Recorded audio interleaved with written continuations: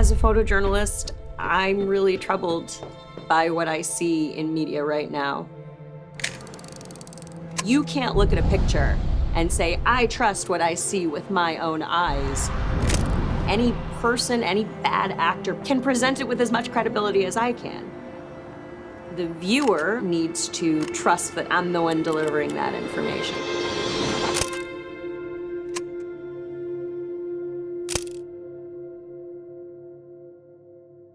Having that camera imbues me with a sense of responsibility.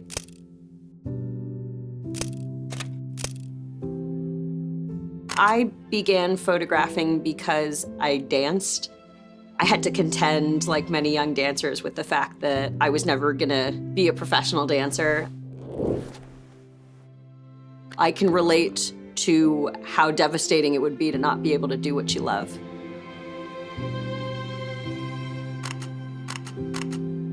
I'm working on a project about a dancer slowly making her way back to the studio after being on hiatus because of COVID.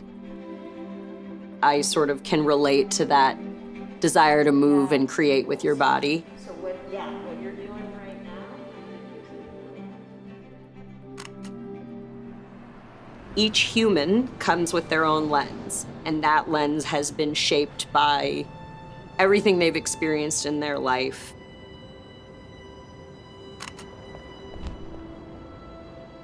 I see my job as being a conduit for them to get their story out there.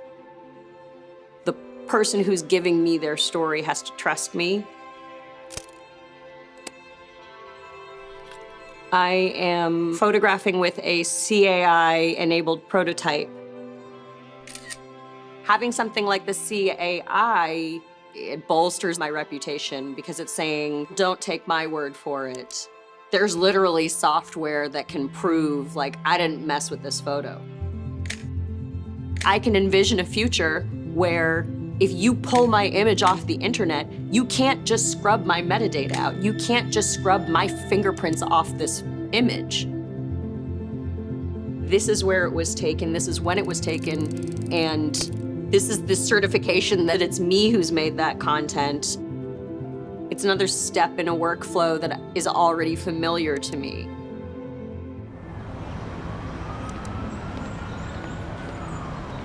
The best thing that could come from this is sort of a stabilizing effect on an information industry that's kind of spinning out into orbit now.